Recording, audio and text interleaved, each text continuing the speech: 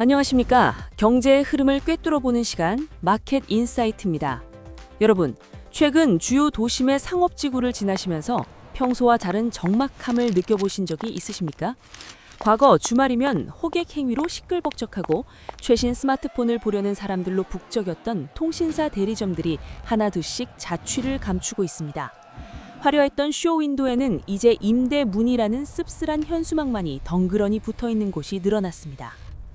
대중들은 이를 단순히 경기가 안 좋아서 온라인 쇼핑이 늘어서라고 가볍게 넘깁니다. 하지만 경제학적인 관점에서 이 현상은 단순한 불황의 징후가 아닙니다. 이것은 거대한 지각 변동의 서막입니다. 오늘 저는 대리점이 왜 조용해졌는지를 넘어 한국통신사가 앞으로 겪게 될 구조적 수익 감소와 소비자가 챙길 수 있는 경제적 실익에 대해 17분간 심도 있게 해부해 드리겠습니다. 먼저 우리가 처한 거시 경제 환경을 직시해야 합니다. 현재 한국은행 기준금리는 연 2.5% 수준입니다. 이는 시장의 돈의 값이 비싸졌다는 것을 의미합니다. 여기에 원달러 환율은 한때 1,448원까지 출렁이며 불안정성을 보였습니다. 고금리와 고환율, 이 두 가지 지표가 가계 경제에 던지는 메시지는 명확합니다. 유동성을 확보하고 고정 지출을 줄여라. 과거 저금리 시대에 소비자는 휴대폰 약정을 편리한 할부로 인식했습니다. 하지만 금리가 오르고 실질 소득이 줄어드는 지금 2년 약정은 더 이상 혜택이 아닌 24개월짜리 자동결제 족쇄로 인식되기 시작했습니다.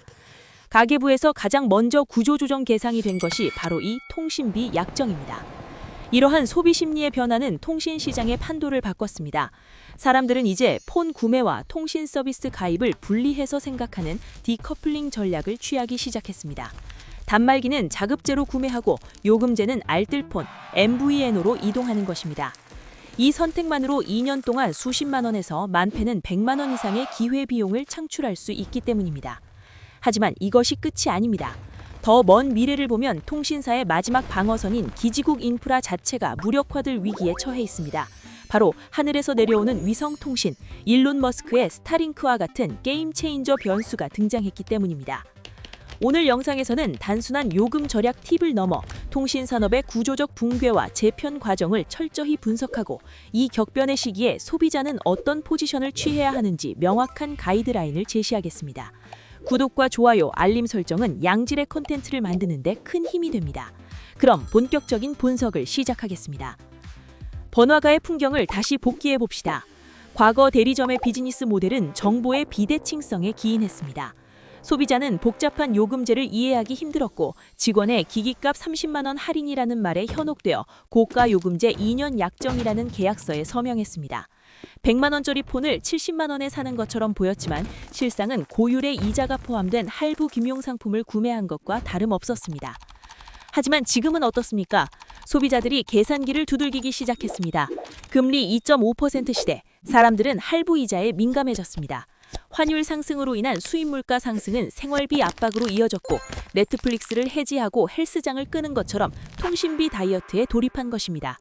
대리점의 텅 빈 매장은 바로 이러한 스마트 컨슈머를 알리는 시그널이자 과거의 낡은 유통 방식이 종말을 고하고 있다는 것을 보여주는 명백한 증거입니다. 계속해서 시장의 구조적 변화를 정량적으로 분석해 보겠습니다. 이 변화의 핵심에는 두 가지 중요한 개념이 있습니다. 첫째는 자급제 단말기입니다.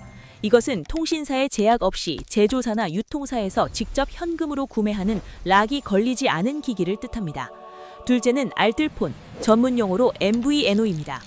SKT, KT, LG U+ 기간 통신망 사업자의 네트워크를 도매로 임대해서 저렴하게 재판매하는 서비스입니다. 소비자가 선택할 수 있는 시나리오는 크게 4가지 조합으로 나뉩니다. 조합 1, 약정으로 폰을 사고 메이저 3사 요금제를 쓰는 전통적 호갱 방식. 조합 2, 약정으로 폰을 사고 알뜰폰을 쓰는 방식. 현실적으로 불가능합니다. 약정 조건이 고가 요금제 유지이기 때문입니다. 조합 3, 자급제로 폰을 사고 메이저 3사 요금제를 쓰는 방식. 초기 비용도 높고 유지비도 높아 비효율적입니다. 조합 4, 자급제로 폰을 사고 알뜰폰 녹음제를 쓰는 합리적 소비 방식. 우리가 주목해야 할 것은 바로 조합 4입니다.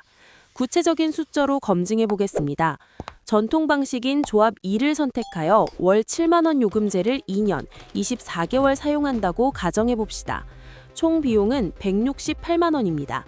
반면 혁신 방식인 조합 4를 선택해 70만 원짜리 자급제 폰을 일시불로 구매하고 월 2만 원짜리 알뜰폰 요금제를 2년 쓴다고 가정합시다. 기기값 70만 원에 통신비 48만 원을 더하면 총 118만 원입니다. 단순 계산으로도 50만 원의 차익이 발생합니다. 이것이 바로 정부 비대칭의 붕괴가 가져온 결과입니다. 과거에는 대리점 직원만이 이 셈법을 알고 있었습니다. 하지만 지금은 네이버 검색 한 번이면 최저가 비교 사이트가 10개 이상 뜨고 유튜브에는 수천 개의 알뜰폰 비교 영상이 존재합니다. 소비자의 탐색 비용이 획기적으로 낮아진 것입니다. 다상의 인물, 32세 직장인 김자급 씨와 박약정 씨의 사례를 대입해 보겠습니다. 월급 300만 원인 김자급 씨는 50만 원의 차액을 단순히 아끼는 데 그치지 않고 코스피 지수나 안전한 펀드에 재투자하여 자산을 불려나갑니다. 반면 박약정 씨는 2년 후 남는 것이라곤 다 쓴 핸드폰뿐입니다. 김자급 씨 같은 소비자가 100만 명이 된다면 어떻게 될까요? 통신사의 매출은 수천억 원이 증발하게 됩니다. 이에 대응해 대리점들은 보조금을 50만 원, 60만 원으로 올리며 최후의 방어를 시도합니다. 지금 가입하면 현금 지원이라는 문구를 보셨을 겁니다. 하지만 이것은 제 살 깎아먹기입니다. 보조금을 올릴수록 대리점의 마진은 줄어들고 월 500만 원에 달하는 임대료와 인건비라는 고정비를 감당할 수 없게 됩니다. 손익분기점을 넘지 못하는 대리점들이 폐업을 선택하는 것은 경제 논리상 필연적인 수순입니다. 또한 온라인 유통 채널의 폭발적인 성장이 이 불길에 기름을 부었습니다. 쿠팡, 네이버 쇼핑 등 이커머스 플랫폼은 로켓 배송과 투명한 가격을 무기로 자급제 시장을 장악했습니다. 2020년 700만 명이었던 알뜰폰 가입자는 2024년 1000만 명을 돌파하며 전체 시장의 15% 이상을 점유했습니다.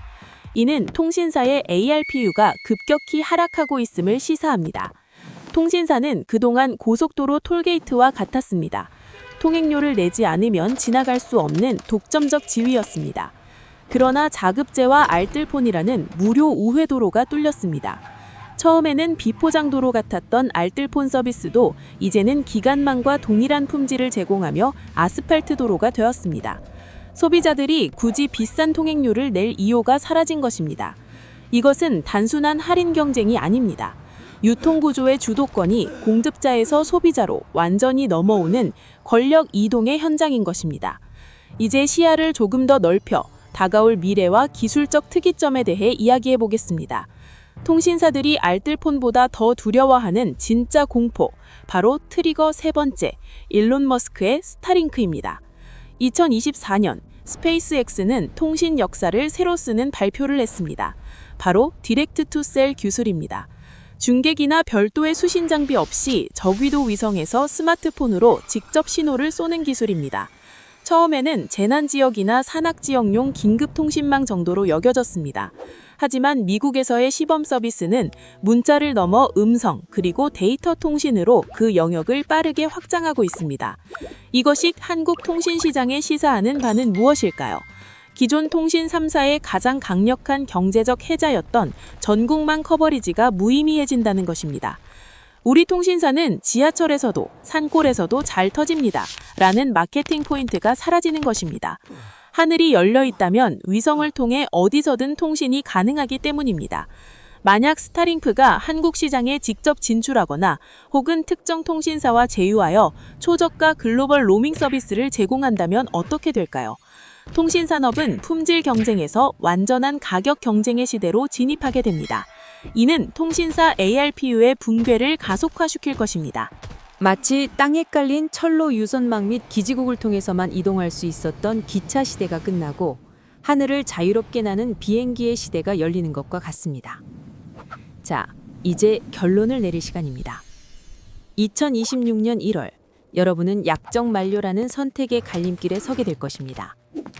선택 A, 관성적 소비. 다시 대리점을 찾아가 2년 약정을 맺고 168만 원을 지출합니다. 편리하지만 경제적으로는 손실입니다. 시간의 가치가 돈보다 월등히 높은 분들에게만 유효한 선택입니다. 선택 B.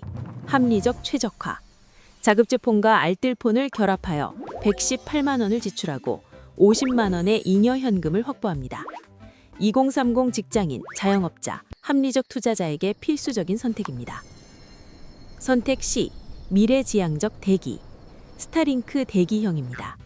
자급제와 무약정 알뜰폰을 유지하며 위성통신 서비스가 본격화되는 시점을 노리는 얼리어답터 전력입니다. 자가 진단을 해보십시오. 첫째, 매달 통신비가 7만 원을 넘습니까? 둘째, 약정이 끝났는데도 요금제를 그대로 두고 계십니까? 셋째, 당장 70만 원의 현금 유동성을 확보할 수 있습니까? 만약 이 질문들에 대한 답이 긍정적이지 않다면 여러분의 통신비 지출 구조는 대수술이 필요합니다.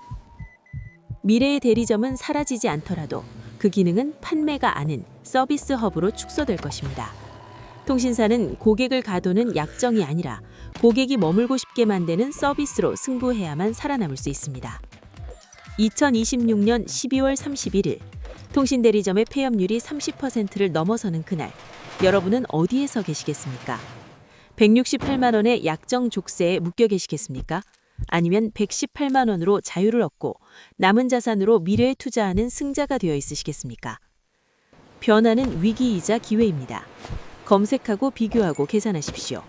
그것이 거시경제의 파도 속에서 내 자산을 지키는 유일한 길입니다. 오늘 마켓 인사이트의 심층 분석은 여기까지입니다. 시청해 주셔서 감사합니다.